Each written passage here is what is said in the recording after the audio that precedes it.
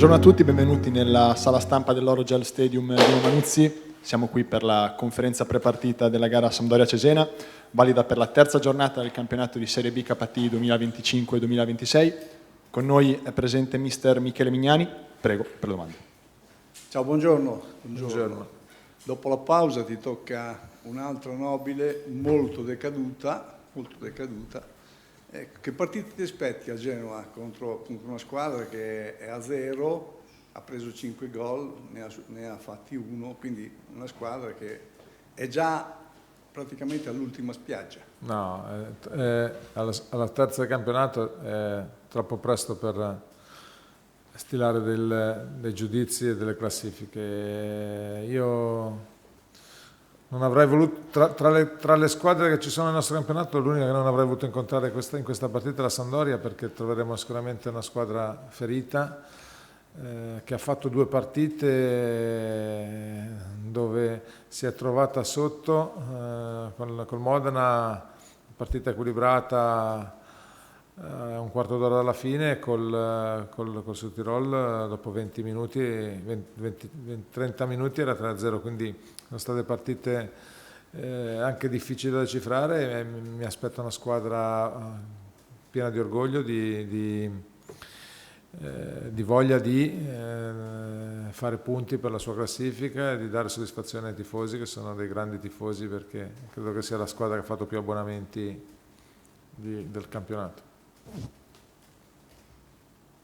Buongiorno mister, ben ritrovato. Arriva la prima partita dopo la prima pausa, quindi con annessi insomma i vari viaggi, visto che comunque avevi diversi giocatori nazionali. Ti chiedo come li hai ritrovati, a patto che si possa dare un giudizio effettivo, e come stanno ovviamente i giocatori che dovevano aumentare i carichi a partire da Castagnetti naturalmente. Ma io credo che la convocazione nazionale porti dei benefici, perché è un valore per il singolo ed è un valore per la squadra avere dei giocatori nelle nazionali. Poi abbiamo avuto 2 giocatori nelle nazionali maggiori, che sono Spendi e Klinsmann, e 2 giocatori nelle nazionali minori, ma comunque soddisfazione per tutti. Klinsmann è rientrato ieri sera, ha fatto allenamento a gioco della squadra, sta bene. Spendi, Berti e Magni sono arrivati il giorno prima, stanno bene, li ho trovati sereni e hanno comunque anche avuto tutti dei risultati positivi, per cui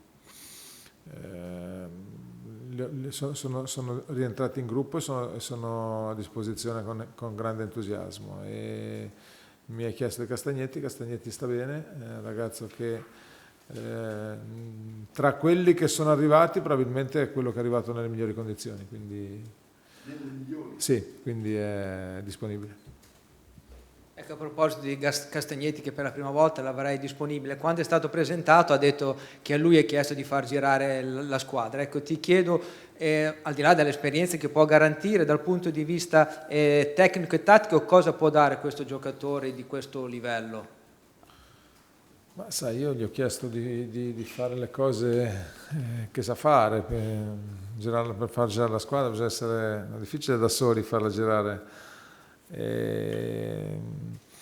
Io penso che possa portare tanto perché è un ragazzo che ha valori, è un ragazzo serio, che quando parla dice le cose giuste, è un ragazzo che ha valori tecnici e tattici, perché ha tantissime partite e anche alle spalle delle partite importanti fatte in questo campionato, giocato spesso per vincere. Quindi sono strafelice che si sia unito a questo gruppo, che io trovo sano, ve lo dico dall'inizio dello scorso anno e lo confermo ora, e per me questa è la notizia più importante, aver avuto la possibilità di integrare questo gruppo con dei ragazzi sani che sicuramente ti danno una mano e ti danno tutto quello che hanno.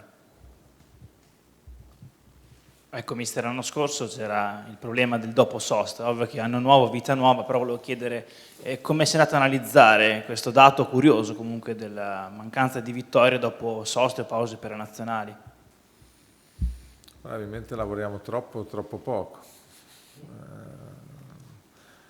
È un dato che credo sia fine a se stesso, non credo che ci possa essere un motivo specifico e bisognerebbe cercare di magari tornare indietro e capire anche quale calendario hai dopo la sosta o che tipo di partita hai fatto, perché ora io non mi ricordo, ma magari se rimani in 10 dopo mezz'ora diventa più difficile vincere la partita dopo la sosta. Ma no, al di là delle battute, per me la squadra sta bene, vi ho detto che andiamo su un campo che secondo me è difficilissimo perché sotto certi aspetti è meglio incontrare una squadra che viene da 2 vittorie piuttosto da 2 sconfitte, sotto certi altri no, però quello che dobbiamo fare è guardare noi stessi e se vogliamo crescere, aumentare, migliorarci e aumentare la nostra personalità, noi non dobbiamo accontentarci e dobbiamo sapere che bisogna fare punti, provare ad andare a fare punti o perlomeno andare a fare prestazione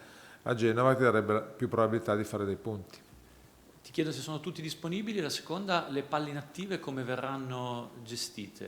Nel senso, era l'argomento di un anno fa, di questi tempi, al netto naturalmente dell'episodio che è costato 2 punti con l'Entello.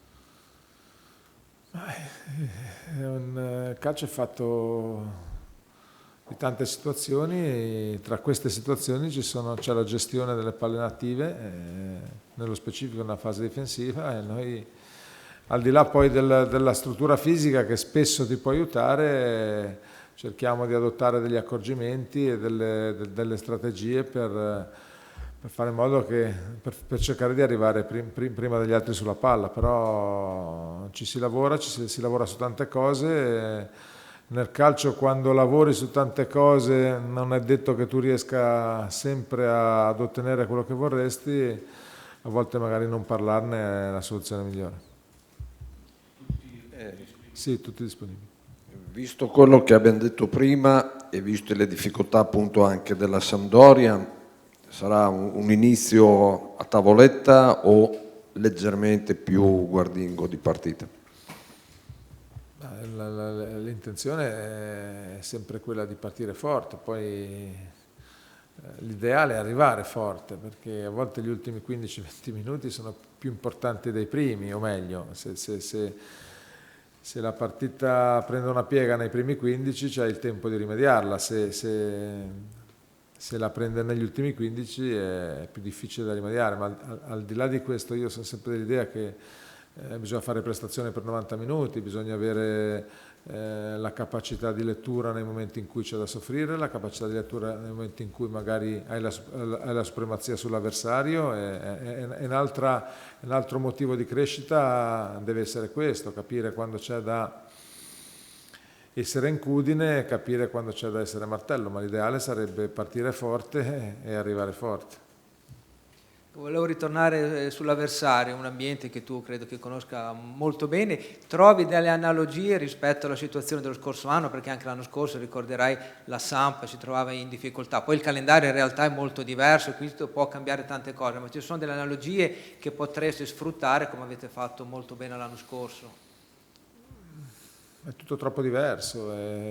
Come vi ho detto all'inizio campionato, Serie B cambiano 7 squadre, quindi è un campionato diverso. Noi siamo andati là in un determinato periodo della stagione, questo è un altro periodo della stagione. È chiaro che la Sampdoria probabilmente non aver fatto bene sull'aspetto dei punti, dei risultati delle prime 2 partite